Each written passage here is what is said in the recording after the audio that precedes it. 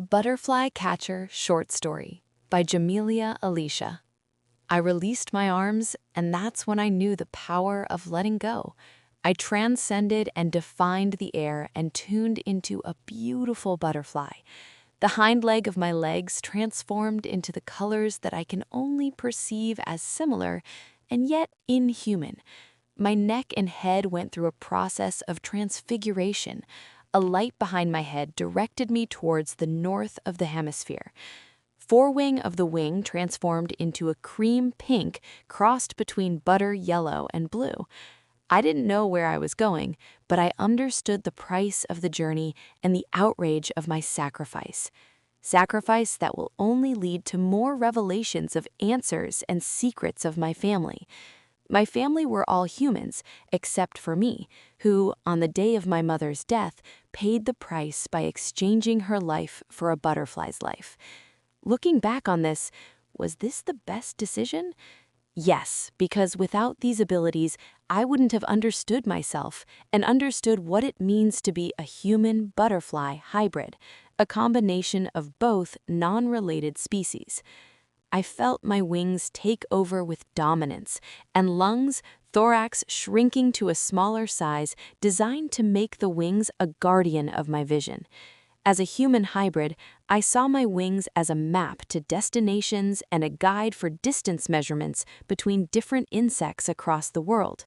Often, my antennae were sound bars of navigation and detection of existing predators nearby. I could live in fear, but I did not fear the birds. I saw the birds as competitors and sometimes would hover around them from a distance to understand their nature.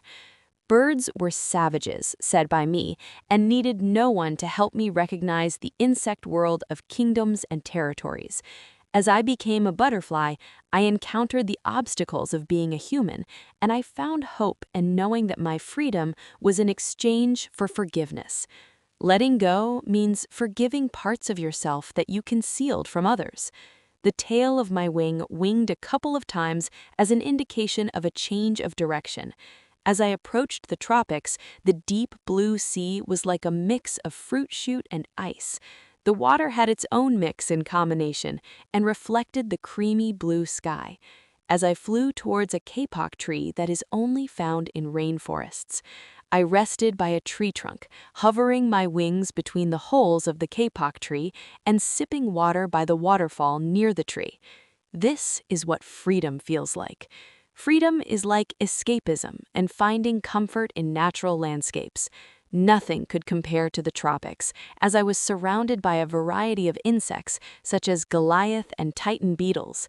As I made my destination my home, I preferred not to speak and instead show myself in the remains of different climates. The tropics were my home. As truculent as I am, I had an intention of marking my territory within the tropics of South America and planting my seeds across the rainforests. Rainforest friends, as I called them, were my regular SOS mates, whom I would go to in need, and everyone knew me as the hybrid human of the tropics. At some point in my life, I knew I would age, grow gracefully, and that was a gift from the gods. The ability to see forwards and backwards made the world look completely different. I didn't see the complete picture, but I was still able to detect the same species from a mile away. That was my savior, and proboscis mouthpart was an elixir of my youth and my prime age. If this was what letting go was, I was willingly able to let go of human aspects of myself to become free in the butterfly realm of the tropics.